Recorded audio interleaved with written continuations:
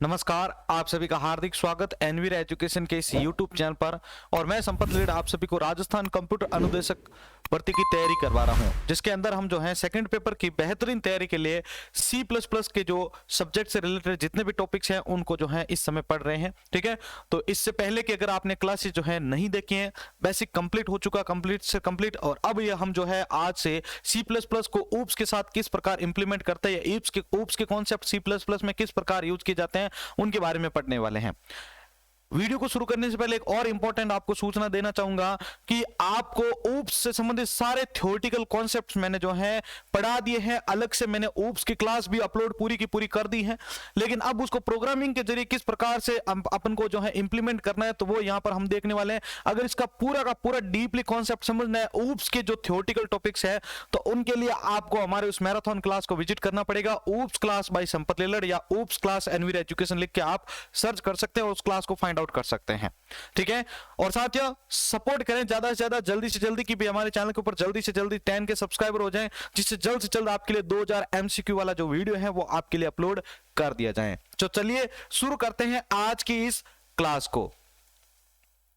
तो जैसा कि आपको थंबनेल में देखने को मिल चुका होगा, आज की हमारी जो क्लास है वो किसके बारे में है। आज की हमारी जो क्लास है वो ऊप्स के अंतर्गत क्लास और ऑब्जेक्ट्स क्या होते हैं उनके बारे में जानने वाले हैं। ठीक है, तो वीडियो अच्छा लगे तो लास्ट में जरूर शेयर कीजिएगा। ठीक है, सबसे पहले हम जानते हैं introduction of class and objects के बारे में। ठीक है ना, तो ऊप्स के लिए क्लास और ऑब्जेक्ट बहुत ही महत्वपूर्ण हिस्सा होता है। आप सभी को पता होगा, ये मैंने उस मैराथन क्लास के अंदर बताया था। अगर आपको नहीं पता तो मैं आपको उस क्लास का बता देता हूं। देखिए, अब थोड़ा सा होल्ड कीजिए, मैं इस PDF को आपके सामने रख देता हूं। बहुत ही शानदार तरीके से मैंने उस कॉन्सेप्ट को आपको समझाया था। ये नोट्स भी आपको वैसे प्रोवाइड कर दिए गए हैं, इसके बारे में आप जाके कंप्लीटली जो है हमारे टेलीग्राम पे सर्च कर सकते हैं। देखिए ऊप्स की जो है कंप्लीट मैंने कॉन्सेप्ट आपको पढ़ाई थी। अगर आपको क्लास नहीं देखे तो आप जरूर देखें। मैं डेफिनेटली गारंटी ले सकता हूं कि इस वीडियो को, मैराथन क्लास को देखने के बाद आपके ऊप्स के सारे कॉन्सेप्ट बहुत ही इजी वे में क्लियर हो जाएंगे, आपको बहुत ही इजी वे में याद भी हो जाएंगे। आप उनका एग्जाम में आसानी से उनके जो क्वेश्चन होंगे वो फाइंड आउट कर पाएंगे। मैंने इसमें all over complete topic clear किए हैं। ऑब्जेक्ट क्या होते हैं, क्लास क्या होते हैं, message passing, abstraction, encapsulation, inheritance, polymorphism, ये सारे कॉन्सेप्ट आपको पढ़ाया हुआ। इस PDF को भी अगर आप डाउनलोड करना चाहते हैं तो इस वीडियो के नीचे डिस्क्रिप्शन में टेलीग्राम का लिंक है, वहां से आप देख सकते हैं। ठीक है, तो ये सारा कुछ मैंने कॉन्सेप्ट पढ़ा रखा है। क्लास क्या होती है, ऑब्जेक्ट क्या होता है, बेसिक से एडवांस की और पूरा ऊप्स कॉन्सेप्ट समझा रखा है। तो आई होप आप वहां पर जाके जरूर विजिट कीजिएगा बाद में। चलिए अब मैं यहां पर आपको विजिट करवा देता हूं अब इस पे। तो देखो, ऊप्स का कॉन्सेप्ट ऑब्जेक्ट और क्लास पर निर्भर करता है। क्लास के अंदर बहुत सारे मेंबर फंक्शन और डेटा मेंबर हो सकते हैं जिसको क्लास के जरिए एक्सेस किया जाता है। ये सारे कॉन्सेप्ट आपको पढ़ाए हुए हैं। क्लास के अंदर जो वेरिएबल्स होते हैं उन्हें डेटा मेंबर्स, क्लास के अंदर जो मेंबर फंक्शन होते हैं, ठीक है ना, क्लास के अंदर जो वेरिएबल होते हैं, सॉरी, उन्हें डेटा मेंबर के नाम से जानते हैं। जैसा कि हमने स्ट्रक्चर के अंतर्गत पढ़ा था, ठीक है, यूनियन के अंदर पढ़े थे, तो हम वहां पर क्या करते थे, वेरिएबल की जगह वहां पर अंदर जो है मेंबर को डिक्लेयर करते थे। कुछ इसे ऐसा ही सीन आपको यहाँ पर भी देखने को मिलता है। ठीक है ना, जो फंक्शन के होते हैं उन्हें मेंबर फंक्शन कहते हैं। ठीक है ना, अब फॉर एग्जाम्पल अगर हम यहाँ पर देखें तो अगर कोई प्राणी है तो उस प्राणी का बिहेवियर और प्रॉपर्टी, जैसे कि उसका भौंकना, चलना, देखना, शरीर के रचना आदि जो है उसके डेटा मेंबर और मेंबर फंक्शन को जरिए लिखा जाता है। ये मैंने आपको सारा कुछ समझा रखा है। ठीक है ना, अभी जस्ट आपको जो PDF बताई थी उसमें भी आपने देखा होगा। अब बात होती है कि क्लास क्या होता है। ठीक है ना, क्लास क्या होता है उसके बारे में देखिए। तो क्लास एक प्रकार का स्ट्रक्चर होता है, ये स्केलेटन है, ये ढांचा है एक प्रकार का। ठीक है ना, जिसमें वेरिएबल्स और फंक्शंस होते हैं। इसमें जो है वेरिएबल्स भी होंगे और फंक्शंस भी होंगे, उनको एक जगह पे इकट्ठा किया जाएगा। मतलब ये स्केलेटन यानी इस स्ट्रक्चर के अंतर्गत ही रखा जा रहा है। ठीक है, डेटा और फंक्शन क्लास के मेंबर होते हैं। डेटा और फंक्शन जो होते हैं वो क्लास के क्या होते हैं, मेंबर होते हैं। क्लास डेटा को होल्ड करने का काम करता है। जो क्लास होती है वो डेटा को क्या करता है, होल्ड करने का काम करता है। और क्लास जो होता है ये ऑब्जेक्ट का लेआउट होता है। जो ऑब्जेक्ट्स होंगे ना उनका लेआउट कौन होगा, क्लास होगा, कि ये इस प्रकार का है, ये इस प्रकार का, यहाँ पर जो है इसके साथ बिहेवियर वगैरह सारा कुछ, तो ये क्लास की मदद से जो है आपको रिप्रेजेंट किया जाता है। अगर आगे के टॉपिक्स के अगर आप देखें तो यहां पर देखो, क्लास को डिफाइन करने से संबंधित कौन से पॉइंट हैं। क्लास को डिफाइन करने के लिए क्लास कीवर्ड का प्रयोग किया जाता है। ये सबसे इंपॉर्टेंट पॉइंट है। क्लास को डिफाइन करने के लिए किसका प्रयोग किया जाता है, भाई क्लास कीवर्ड का प्रयोग किया जाता है। इसके साथ क्लास नेम लिखा जाता है। पहले क्लास कीवर्ड लिखेंगे, उसके बाद क्लास का नेम। क्लास के नाम का पहला कैरेक्टर जो होता है या अक्षर जो होता है वो आपके अपर केस या लोअर केस दोनों हो सकता है। आप चाहें तो अपर केस में लिख सकते हैं, आप चाहें तो लोअर केस में भी लिख सकते हैं। क्लास के लिए और भी कुछ महत्वपूर्ण हिस्से होते हैं, जैसे एक्सेस स्पेसिफायर होता है। एक्सेस स्पेसिफायर या मॉडिफायर का यूज कंट्रोल एक्सेस कंट्रोल करने के लिए किया जाता है, यानी आप किसको जो है एक्सेस करने दे रहे हैं, कौन सा ऑब्जेक्ट एक्सेस करना है, तो वो सारा कुछ आप कंट्रोल कर सकते हैं एक्सेस स्पेसिफायर या एक्सेस मॉडिफायर की मदद से। ठीक है, अब देखो एक्सेस स्पेसिफायर होते हैं, जो ये मॉडिफायर एक्सेस स्पेसिफायर जो होते हैं वो 3 प्रकार के होते हैं। कैसे? प्राइवेट, पब्लिक और प्रोटेक्टेड, ये 3 प्रकार के मोड होते हैं। अब देखिए प्राइवेट में क्या होता है। जिन भी साथियों ने अभी तक वीडियो को लाइक नहीं किया तो प्लीज जल्दी से लाइक कर दे भाई। अब देखिए प्राइवेट के अंदर क्या होता है, तो प्राइवेट में क्लास के मेंबर मतलब वेरिएबल लिखे जाते हैं। क्लास के जो मेंबर होंगे ना उसको जो वेरिएबल कहते हैं तो वो लिखे जाते हैं क्लास के अंतर्गत। ठीक है ना। अब देखिए प्राइवेट के बिना प्राइवेट के मेंबर लिखे जाते हैं, वो डिफॉल्ट प्राइवेट मेंबर होता है। ठीक है ना। प्राइवेट मेंबर सिर्फ उसी क्लास के लिए ही काम करते हैं, ये क्लास के बाहर एक्सेस नहीं हो सकते। भाई सिंपल सा है कि आप इसके वर्ड से ही पूरा आप डेफिनेशन बना सकते हो कि ये क्लास है, इसके अंदर हमने प्राइवेट मेंबर दे दिया तो इसको कोई अदर जो है वो एक्सेस नहीं कर पाएगा। ध्यान रखना है आपको, क्योंकि ये प्राइवेट डेटा है भाई, आप इसको बाहर से एक्सेस नहीं कर सकते हैं। दूसरा होता है प्रोटेक्टेड, ये भी कुछ इससे मिलता जुलता ही है। प्रोटेक्टेड का काम प्राइवेट की तरह ही होता है, ये इनहेरिटेड होते हैं। क्या होता है? ये इनहेरिट होते हैं। ठीक है ना। इनका इस्तेमाल इनहेरिटेंस में किया जाता है, इनका इस्तेमाल इनहेरिटेंस में किया जाता है। नेक्स्ट हम कॉन्सेप्ट जब आएंगे क्लासों के अंदर तो वहां पर इनहेरिटेंस का भी कॉन्सेप्ट है अपना ओप्स के अंदर, वो देखेंगे। जब डेटा को एक क्लास के दूसरे क्लास के अंदर जो है डेटा के जो गुण धर्म होते हैं वो वहां पर ट्रांसफर किए जाते हैं, तो वो इनहेरिटेंस कहलाते हैं। अब देखो बात आता है अपना एनकैप्सुलेशन, सॉरी उसके बाद अपना पॉइंट आता है आपके पब्लिक। तो देखो पब्लिक के मेंबर क्लास के अंदर और बाहर दोनों जगह पर एक्सेस किए जा सकते हैं। भाई देखो इनके नाम से ही आप सारा कुछ डेफिनेशन याद कर सकते हो। प्राइवेट जो होते हैं वो क्लास के अंदर ही रहते हैं, बाहर वाले जो मेंबर होंगे वो एक्सेस नहीं कर सकते हैं। पब्लिक के अंदर क्या किया जा सकता है? पब्लिक लिए भाई ये, ठीक है ना, हर कोई इसको सार्वजनिक है, इसको कोई भी एक्सेस किया जा सकता है। ठीक है ना। तो ये चीज होती है। इसके अंदर डेटा मेंबर को भी लिखा जाता है, इसके अंदर डेटा मेंबर को भी लिखा जाता है। अब सिंटैक्स क्या होता है देखो क्लास का, तो सिंटैक्स देखिए पहले लिखेंगे हम क्लास जो कि कीवर्ड है, उसके बाद लिखेंगे अपना क्लास का नेम, उसके बाद यहां पर हम लिखेंगे डेटा मेंबर जो भी आपके डेटा मेंबर है, और यहां पर आप उसके साथ मेंबर फंक्शन भी इसी क्लास के अंदर डाल सकते हैं। ये एक सिंपल सा इसका सिंटैक्स होता है क्लास का। अब देखिए नीचे दिए हुए एग्जाम्पल में क्लास कीवर्ड के साथ क्लास का नाम, नंबर और कर्ली ब्रेसेस को ओपन किया गया है, इसके साथ डेटा मेंबर और मेंबर फंक्शन डिफाइन किया गया है, इसके बाद कर्ली ब्रेसेस करके मतलब क्लोज करके इस क्लास को जो है बंद किया जाता है, उसके बाद सेमीकोलन लगा दिया जाता है। तो मतलब ये जो अभी जो आपको थ्योरी ऊपर बताई गई है वो यहाँ पर है आपके सामने। मैंने एक नंबर नाम की क्लास बनाई है, ठीक है ना, और उसके अंतर्गत मैंने एक प्राइवेट जो है प्राइवेट इसके अंदर मोड डिक्लेयर किया है, जिसके अंदर मैं यहाँ पर देख सकता हूँ इंटीजर एक मेंबर आ गया है, और पब्लिक के अंदर मैंने एक फंक्शन बनाया है गेट डेटा नाम का, ठीक है, मेंबर फंक्शन, और डेटा मेंबर मैंने बनाए हैं, और उसको कर्ली ब्रेसेस के थ्रू जो है इस स्केलेटन को या स्ट्रक्चर को यहां पर मैंने एंड किया है। ये तो होती है सिंपल सी एक क्लास की डेफिनेशन है, क्लास के बारे में जो इंट्रोडक्शन होता है, क्लास के बारे में जो भी कॉन्सेप्ट होते हैं वो। अब बात करते हैं हम आगे आपके ऑब्जेक्ट के बारे में। ऑब्जेक्ट क्या होता है? तो देखो ऑब्जेक्ट वेरिएबल जैसे होते हैं, जो वेरिएबल होते हैं वो एज ऑब्जेक्ट की तरह बिहेव करते हैं, ठीक है ना। ऑब्जेक्ट के लिए क्लास को एज अ डेटा टाइप लिखा जाता है, ऑब्जेक्ट के लिए जो क्लास होती है उसको एज अ डेटा टाइप के रूप में लिखा जाता है। उसे एक या एक से अधिक वेरिएबल दिए जाते हैं, उसे एक या एक से अधिक वेरिएबल दिए जाते हैं ऑब्जेक्ट को। क्लास के ऑब्जेक्ट को मेन फंक्शन के अंदर लिखा जाता है। जो मेन फंक्शन होता है ना, मैंने आपको बताया था कि किसी भी प्रोग्राम के अंतर्गत मेन फंक्शन का होना अनिवार्य होता है, तो इस मेन फंक्शन के अंदर इसको लिखा जाता है ऑब्जेक्ट को। ऑब्जेक्ट और एक्सेस ऑपरेटर के साथ क्लास के मेंबर फंक्शन को एक्सेस किया जाता है। ऑब्जेक्ट और एक्सेस ऑपरेटर जो होते हैं उनके साथ क्लास के मेंबर फंक्शन को एक्सेस किया जाता है, ठीक है। ये ऑब्जेक्ट के बारे में ये कुछ पॉइंट्स हैं जो आपको याद रखना है भाई, ध्यान रखना। अब ऑब्जेक्ट के डिक्लेरेशन का सिंटैक्स क्या है देखिए, जैसे वेरिएबल को डिक्लेयर किया जाता है वैसे ही ऑब्जेक्ट को क्लास को एज अ डेटा टाइप को लेकर जो है डिक्लेयर किया जाता है। जैसे वेरिएबल को डिक्लेयर किया जाता है, जिस प्रकार से वेरिएबल होता है ना, जैसे आपने लिखना है इंटीजर ए वगैरह, तो उसी प्रकार से क्या होता है कि इसमें भी ऑब्जेक्ट और क्लास को एज अ डेटा टाइप को लेकर, मतलब डेटा टाइप को भी आपको जो है साथ में लेकर इसको डिक्लेयर किया जाता है। इसका एक नॉर्मल से अगर आप सिंटैक्स देखते हैं तो यहां पर देखो क्लास नेम, फिर आप लिखेंगे अपना ऑब्जेक्ट। फॉर एग्जांपल यहां पर मैं लिख सकता हूं नंबर n1 और n2, तो ये दो यहां पर बन चुके हैं ऑब्जेक्ट, ठीक है, नंबर क्लास के। अब आता है एक्सेस क्लास मेंबर। अब इनके क्लास के मेंबर तो बना दिया हमने, उसको अब एक्सेस कैसे किया जाता है? ये जो क्लास के मेंबर है उनको एक्सेस किया जाता है, कैसे किया जाता है? तो देखो यहां पर क्लास के डेटा को एक्सेस करने के लिए ऑब्जेक्ट और मेंबर फंक्शन का उपयोग किया जाता है। किसका? ऑब्जेक्ट और मेंबर फंक्शन का उपयोग किया जाता है। अब देखिए सिंटेक्स इसका।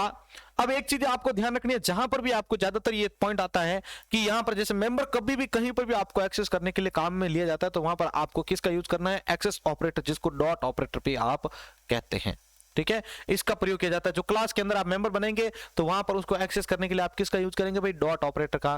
ठीक है, एक्सेस ऑपरेटर का प्रयोग करेंगे आप। आपको मैंने अगर याद हो तो आपको स्ट्रक्चर के अंदर भी ये थ्योरी जो है वापस रिपीट करके बताई थी वहां पर। ठीक है, तो ये चीज आपको ध्यान रखनी है, मेंबर एक्सेस करने के लिए हमेशा डॉट ऑपरेटर का प्रयोग किया जाता है। सिंटेक्स फॉर एक्सेस मेंबर, ठीक है ना, एक्सेस क्लास मेंबर। क्लास के मेंबर जो होते हैं उनको एक्सेस करने के लिए सिंटेक्स देखिए यहां पर। पहले आप लिखेंगे आपके ऑब्जेक्ट का नेम, जैसे n1 बनाए ऊपर तो ये ऑब्जेक्ट नेम लिख दिया आपने। फिर लिखेंगे आप मेंबर फंक्शन, उसके मेंबर फंक्शन कौन से है वो लिखेंगे। फिर फॉर एग्जांपल अगर आप यहां पर देखना चाहे तो मैं जैसे यहां पर मैंने बनाया था गेट डेटा नाम का जो, ठीक है, तो इसको एक्सेस करने के लिए मैं यहां पर जैसे पहले लिखूंगा अपना ऑब्जेक्ट का नेम डॉट गेट डेटा। भाई ये सेम आपके जो स्ट्रक्चर का कॉन्सेप्ट हमने पढ़ा था उसी की तरह बिहेव कर रहा है। ठीक है ना, हमने जो स्ट्रक्चर बनाया था स्ट्रक्ट कीवर्ड के साथ स्ट्रक्चर, उसके अंदर जो भी मेंबर बनाते थे हम, ठीक है ना, तो उसको बाहर से एक्सेस करने के लिए आप डॉट ऑपरेटर का ऑब्जेक्ट का मतलब यहां पर आप अपने वेरिएबल का नाम लिखते थे और यहां पर आप उसके बाद में क्या लिखते थे? मेंबर का नाम। बस वही सीन है, यहां पर भी आपके सेम टू सेम काम कर रहा है। अगर आपने स्ट्रक्चर की क्लास मेरी सी और C++ दोनों में समझी है तो मैं कहता हूं कि यहां पर सारा कॉन्सेप्ट आपको समझ में आ रहा होगा। ठीक है, तो एक्सेस करने के लिए ये चीज आपको ध्यान रखनी है कि मेंबर एक्सेस का यूज लेंगे आप, और पहले ऑब्जेक्ट का नाम लिखा जाएगा, फिर इसके अंदर जो मेंबर आपने बनाए उनके नाम लिखे जाएंगे। ये एक सिंपल सा होता है क्लास और ऑब्जेक्ट क्या होता है। अब हम इसको एक प्रैक्टिकल प्रोग्राम के माध्यम से समझते हैं कि किस प्रकार ये इंप्लीमेंट होता है। ठीक है, तो पहले मैं अपने जो है टर्बो C++ को ओपन करके उसके अंदर प्रोग्राम लिख देता हूं। पहले तो हम लेके आ जाते हैं अपने टर्बो C++ के स्क्रीन को यहां पर। तो साथियों आपके सामने मेरे टर्बो C++ का स्क्रीन आ चुका है और यहाँ पर मेरे पास प्रोग्राम जो टाइप है अभी जो PDF में था वो यहाँ पर मैंने टाइप किया है। पहले इस प्रोग्राम का जो है ओवरव्यू आपको दे देता हूँ। इसके अंतर्गत मैंने आपको क्लास और ऑब्जेक्ट को समझाया है किस प्रकार से। तो यहाँ पर देखिए मैंने दो हेडर फाइल को इंक्लूड किया है, iostream और conio.h हेडर फाइल को। उसके बाद अगर आप देख पा रहे हो तो मैंने क्लास बनाई है नंबर नाम की, ठीक है ना, और इसके अंतर्गत मैंने प्राइवेट और पब्लिक को यूज किया। प्राइवेट के अंतर्गत अगर आप देख पा रहे हो तो मैंने इंटीजर नम जो है यहाँ पर मेंबर बनाए हैं, और पब्लिक के अंदर यहाँ पर मैंने बनाया गेट डेटा नाम से एक मेंबर फंक्शन बनाया है। अब यहाँ पर मैं कर क्या रहा हूँ, इसी क्लास के अंदर हूँ अभी मैं, तो इस क्लास के अंदर मैं क्या कर रहा हूँ कि इस गेट डेटा के अंदर मैं सी आउट कर रहा हूँ, मतलब यूजर के सामने ये एक वैल्यू के लिए मैसेज आएगा, enter value of num. User जो भी मैसेज जो वैल्यू देगा वो जाएगा नम में, तो नम का मान क्या हो जाएगा, जो यहाँ पर वैल्यू दी जाएगी वो नम के अंदर चली जाएगी। अब यहाँ पर देखो आप बोलेंगे कि ये प्राइवेट है, तो देखो अभी हम क्लास के अंदर है, देखो यहाँ पर कर्ली ब्रेसेस यहाँ से ऑन हो रहा है, यहाँ पर अगर आप देख पा रहे हो तो यहाँ से, और यहाँ पर ये ऑफ हो रहा है यहाँ पर लास्ट में जाके, जहां तक इंटीजर मैन है वहां तक ये क्लास का ढांचा है अभी भी, मतलब क्लास के अंदर इसको एक्सेस किया जा रहा है अभी भी। अब बात यहां पर ये आती है कि अगर आप इसके आगे देख पा रहे हो यहां पर, तो मैंने यहां पर जो भी वैल्यू दूंगा वो नम में चली जाएगी। अब पुट डेटा क्या करेगा कि सी आउट कर देगा वैल्यू ऑफ नम, इस नम की जो वैल्यू को वो सी आउट कर देगा नम। अब यहां पर ये हो गया क्लास, यहां से लेकर यहां तक का आपका एक क्लास का ढांचा, अगर आप देख पा रहे हो तो ये है मेरी क्लास, ठीक है। अब मैं यहां पर मेन फंक्शन के अंदर आता हूं तो यहां से क्लास जो है वो ऑफ हो जाती है, मतलब क्लास बंद हो जाती है, क्लास का ढांचा बंद हो जाता है। अब उसके बाद मैंने क्या किया, यहां पर एक मेन फंक्शन लिया इंटीजर टाइप का, जिसके अंदर मैं CLR SCR ले रहा हूं, जिससे डेटा जो भी ओल्ड हो वो क्लियर हो जाए, जो भी काउंसिल के ऊपर पुराना रिजल्ट हो। अब इसके अंदर मैंने क्या किया है कि नंबर, मैंने क्लास जो है वो क्लास किस नाम से थी, नंबर। अब उसके अंदर मैंने एक यहां पर N1 को यहां पर जो है N1 को जो है यहां पर एक ऑब्जेक्ट को बना दिया है मैंने। अब इस ऑब्जेक्ट के मदद से हम क्या करेंगे, उस मेंबर फंक्शन को कॉल करेंगे। तो ऑब्जेक्ट मैंने क्या बनाया भाई, N1 जो है मैंने ऑब्जेक्ट बनाया। अब ऑब्जेक्ट के अंदर देखो यहां पर मैंने N1 को यूज किया। अब मैं देखो यहां पर मेन फंक्शन के अंदर इन दोनों फंक्शन को कॉल कर रहा हूं। पहले मैं कॉल करूंगा गेट डेटा को, तो गेट डेटा को जब कॉल करूंगा तो गेट डेटा यहां पर आएगा इसके अंदर। तो गेट डेटा क्या कह रहा है, तो गेट डेटा की डेफिनेशन है कि आप एक वैल्यू को इंसर्ट लेंगे, मतलब इनपुट करवाएंगे, नम में स्टोर करेंगे। चलो ये काम हो जाएगा। जैसे ये इसमें किया और नम इसमें चला गया, ये कर्ली ब्रेसेस ऑफ हो गए, तो ये बॉडी इतना सा काम करेगी, वापस नीचे आएगा। अब बात होगी फिर दूसरा पुट डेटा की, तो पुट डेटा वापस काम करेगा, पुट डेटा वापस इसमें क्या करेगा, वैल्यू को इनपुट करवाएगा। तो वैल्यू इनपुट करते ही वो क्या होगा इसके बाद, वैल्यू इनपुट करते ही जो भी यहां पर गेट डेटा में आया है वो पुट डेटा के साथ में यहां पर क्या हो रहा है, वैल्यू ऑफ नम जो है वो वापस प्रिंट कर देगा। मैं इसको एक बार रन करके दिखा देता हूं आपको कंट्रोल और F9 से। देखिए आपके सामने निर्मल सिंपल सा एक प्रोग्राम आ रहा है। अब यहां पर हो क्या रहा है कि हमने जो n1 के साथ जो मेंबर फंक्शन को कॉल किया गेट डेटा में क्या था कि एंटर वैल्यू ऑफ नम। मैं यहां पर एक वैल्यू दे देता हूं जैसे 15। अब मैंने जो वैल्यू दी है, अब जैसे एंटर करूंगा तो ये नम का वैल्यू जो होगा, पहले जीरो मतलब पहले कुछ भी वैल्यू नहीं था, उसके अंदर गार्बेज था। जैसे मैं एंटर करूंगा तो यहां पर क्या हो जाएगा, अब उसका वैल्यू 15 हो जाएगा। क्या हो जाएगा भाई, 15 हो जाएगा। अब यहां पर देखो ये वैल्यू ऑफ नम आपके सामने लिखा हुआ आया है, तो ये किसकी मदद से आया, ये आया पुट डेटा फंक्शन की मदद से। एंटर वैल्यू ऑफ नम तो क्या किया है, उसने वैल्यू को इनपुट करवाया उसके अंदर का जैसे, लेकिन मैं जैसे एंटर करूंगा तो ये पुट जो फंक्शन होगा गेट डेटा के बाद जो पुट डेटा है उस फंक्शन को कॉल करेगा। पुट डेटा के अंदर जो वैल्यू थी मतलब नम की जो वैल्यू थी वो वहां पर आपको दिखा दी है। बस ये एक सिंपल सा प्रोग्राम जो है आपका यहां पर वर्क करता है। अगर मैं इसके अंदर और मेंबर जो है इसके अंदर ऑब्जेक्ट अगर क्रिएट करूंगा तो उस ऑब्जेक्ट को और भी हम इसके अंदर कॉल कर सकते हैं। मान के चलिए अभी सिर्फ ये आपसे एक बार ही वैल्यू ले रहा है। देखो मैंने यहां पर जैसे 50 दिया या 58 कुछ भी दे दिया, एंटर किया तो ये उसका पुट डेटा काम कर रहा है। क्या मैं मल्टीपल वैल्यू को भी इस प्रकार से स्टोर करवा सकता हूं, या मल्टीपल वैल्यू को भी इस प्रकार से आप इनपुट और आउटपुट दिखा सकते हैं क्या? यस। कैसे कि आप एक और मेंबर, जैसे मैं एक और ऑब्जेक्ट बना रहा हूं यहां, सॉरी तो मैंने बनाया n2। अब देखो यहां पर फंक्शन का स्केलेटन तो वो ही देगा ऊपर वाला ही, लेकिन ये बार बार नई वैल्यू को इंसर्ट करवाता रहेगा अलग अलग ऑब्जेक्ट के अंतर्गत। तो ये चीज आपको समझ में आ रखी होगी। अब देखो मैं अगर यहां पर n2 का भी अगर कॉल करता हूं गेट डेटा के साथ, n2 डॉट गेट डेटा,